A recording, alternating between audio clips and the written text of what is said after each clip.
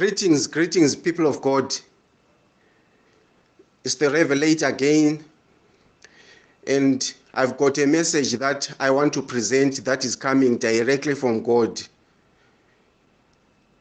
After events that occurred on 31 July, events that I believe were a major disappointment to the masses.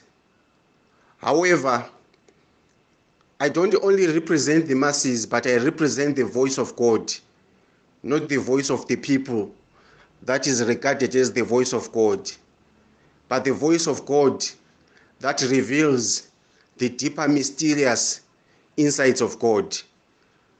So I have a message that wants to reflect the outstanding position of God after 31 July.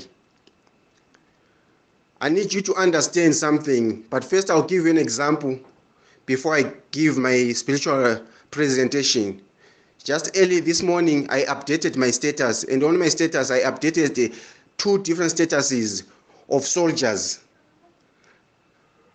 on those statuses. And my messages on those statuses, I was trying to explain that there is no need or reason for people to hate the military, but there is a need for people to hate the command behind the military. And when I'm talking about hating the command behind the military, I'm not talking about a command that is made up of any authority in the physical, but spiritual authority. I'm not talking about the command of the president. I'm not talking about the command of the generals, but hating any command that is behind the military. There is no need for you to hate anyone that is a soldier, anyone that is in the military, or anyone that is in the police force. I'm going to explain to you so that you understand how the spiritual operates behind everything that happens in the physical.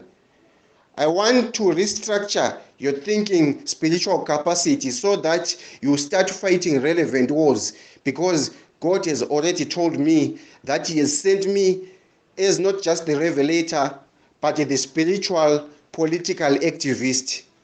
So I want to redirect you to start fighting relevant spiritual wars than to walk in the streets to protest against governments, to protest against military powers that are not the focus. What you see in the physical is not what is happening in the spirit, but what is happening in the spirit is the focus that I want to explain, that empowers presidents, that empowers generals, that empowers all protocols, that empowers all forces and powers, that empowers any developments of either a battle that is won or a battle that is lost. I'll give you a scripture. There is a scripture in the Bible in which Jesus meets a Roman centurion soldier. This Roman centurion soldier was actually a general who had the capacity, who had also men that were operating under him. And he goes to Jesus to look for a healing of his servant who was bedridden back home. And this servant needed healing. And the way he presented himself to Jesus is also the same reason that Jesus declared that he had never seen such faith in Israel, as such the faith that he had seen in this Roman centurion soldier. And what are the words that were spoken by this Roman centurion soldier? He said, I am a man, and I am also a man under authority. Just say a word. I am a man that is also under authority. Master, just say a word. I want to explain about that part only, and the reason why Jesus regarded this man as the best faith that he had ever seen in Israel. There are so many miracles that happened during Jesus' time. There are so many wonders that happened. But what surprises me is that Jesus regards the highest level of faith in ways that have been spoken by a military general soldier. And if I'm going to measure these words, why are these words being regarded as the highest level of faith? Because he met a soldier, not just a general in the physical with an earthly rank, but a general who understands that though he is a general in the physical, he has got another level of authority to submit under. And I want you to understand me. He wasn't even talking about the authority of Caesar above him.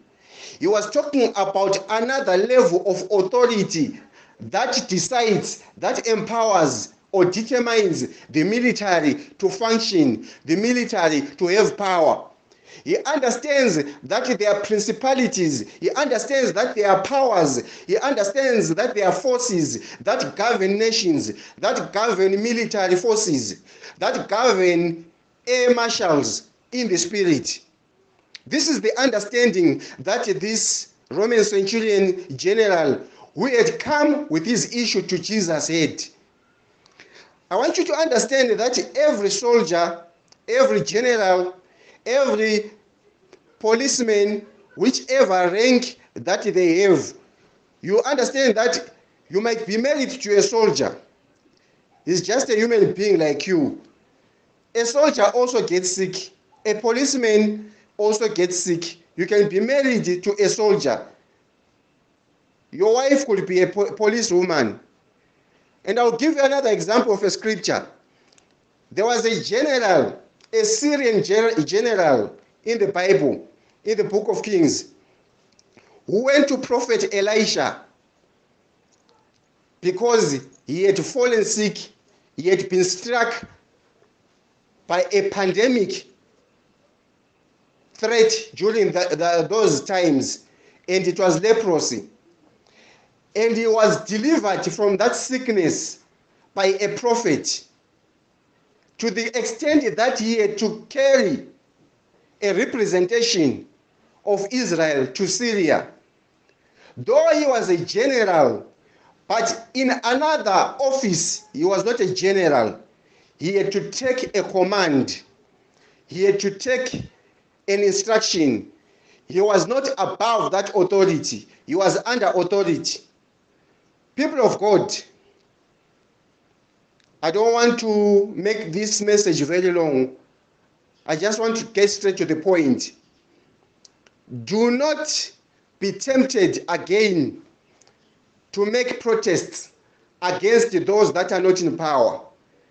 Do not demonstrate against a government authority that is not in power, but rather focus your spiritual efforts to fight against the governments in spirit, the powers in spirit that anoint and ordain government authorities.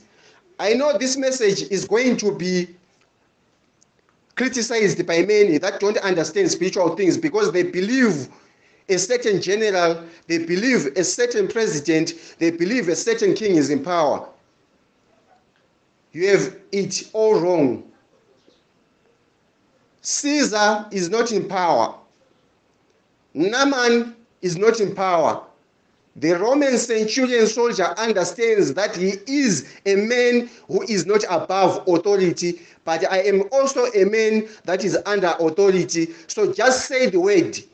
So what you're supposed to be afraid of is the authority that is above. You should not be afraid of the authority that is under. Henceforth, you are supposed to honor your government. You are supposed to honor your military, but you are not supposed to fear what you are not supposed to fear. You are not supposed to fear those that are under authority. You are supposed to honor those that are above authority, and you are supposed to fight anything that gives authority or violates or abuses the authority and gives instruction to those that are under authority. I hope you understand this message and wisdom from God.